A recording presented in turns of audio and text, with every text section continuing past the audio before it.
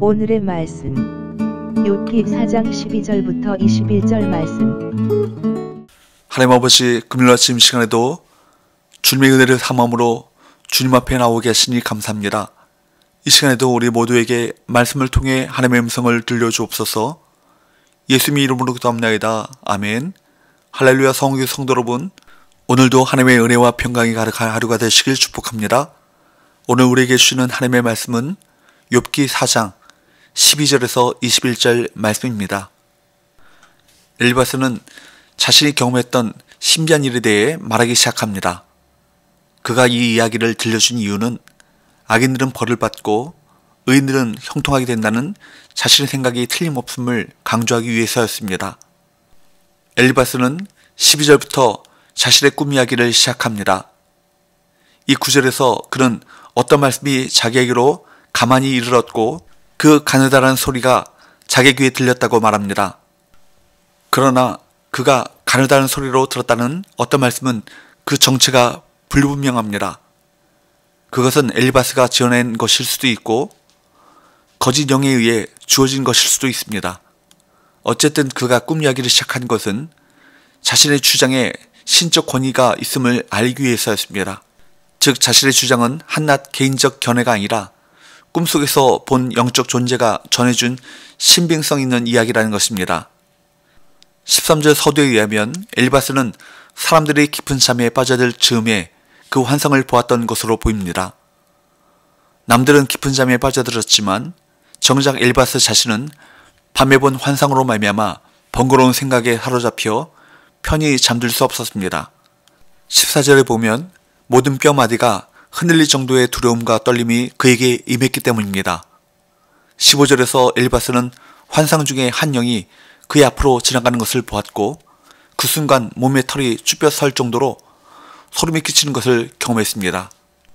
16절을 보면 그 영은 엘리바스가 보는 데서 멈춰 섰는데 엘리바스는 그 형상을 알아볼 수는 없었습니다. 그는 눈앞에 서 있는 그 영의 형체만 어렴풋이 볼 수 있을 뿐이었습니다. 그리고 그때 엘리바스는 만물이 죽은 듯이 고요한 가운데 한 목소리를 듣게 된 것입니다. 여러분, 성경 속에서 꿈과 환상은 종종 하나님의 계시가 전달되는 통로로 사용되기도 합니다. 그런데 그 꿈과 환상이 항상 바르게 해석되고 적용되는가는 다른 문제입니다. 꿈과 환상이 가져다주는 난해함이 바로 여기에 있습니다. 요셉 당시 애굽의 바로는 꿈을 꾸었습니다. 그러나 그 꿈을 바르게 해석하지 못했습니다. 그 꿈을 바르게 풀이한 것은 요셉이었습니다. 다니엘 당시에도 왕들이 꿈과 환상을 보았지만 다니엘만이 그것을 해석할 수 있었습니다. 그러므로 누군가 경험한 신기한 일의 사실 여부보다 중요한 것이 있습니다. 하나님의 뜻을 우리가 바르게 이해하고 적용하는 것입니다. 만약 꿈을 꾸거나 환상을 보거나 하나님의 음성을 들었다면 성경에 비추어 합당한지 분별해야 합니다. 하나님은 한 분이시며 계시는 서로 어긋날 수 없습니다. 오히려 우리는 날마다 말씀을 통해 하나님의 계시를 받아야 합니다. 모든 신자는 매일 말씀을 연구하고 묵상하면서 하나님의 선하신 인도를 받으며 풍성한 영적인 삶을 살아갈 수 있는 것입니다.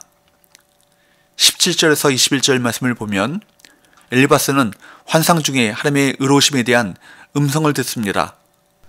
모든 사람이 하나님 앞에서 의롭지 않으며 하나님 앞에서 깨끗할 수 없다는 것입니다. 아무리 하나님이 택하신 종이라 하더라도 심지어 천사조차도 부족할 뿐이라는 것입니다. 그리고 엘리바스는 그 음성을 지금 욥에게 적용하고 있습니다. 욥이 아무리 잘나고 의롭다고 한들 흙집에 살며 하루살이보다 덧없는 연약한 인간이기에 하나님 앞에서 의롭지 않다는 것입니다.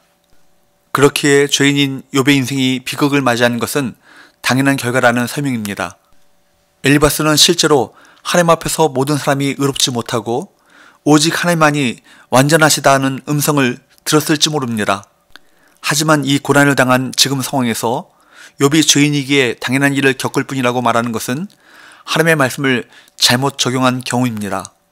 분명히 하나님만이 의로우심으로 욥도 죄인인 것은 맞습니다.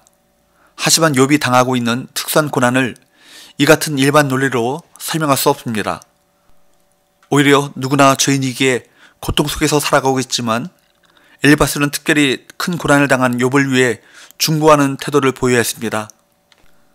또한 엘리바스의 인생론은 하나님의 주권을 인정하면서도 죄인에게 은혜를 베푸시는 하나님의 속성을 간과한 것입니다.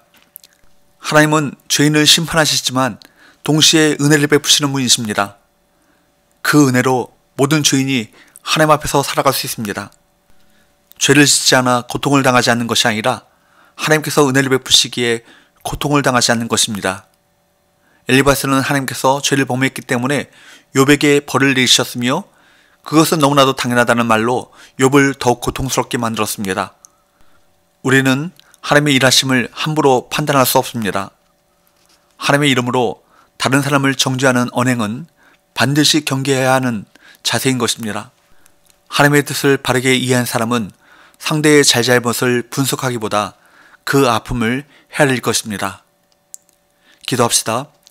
하나님 아버지, 오늘도 연약한 우리 인생들에게 은혜를 베푸시어 구원의 길로 인도하신 하나님의 은혜와 사랑을 찬양합니다. 우리가 경솔하게 하나님의 이름으로 고통 가운데 있는 다른 이들을 판단하고 정죄하는 어리석음을 범하지 않게 하시고 그들의 아픔을 헤아리며 그들을 위해 중보기도하는 믿음의 사람이 되게 하여 주옵소서. 예수님의 이름으로 기도합나이다. 아멘.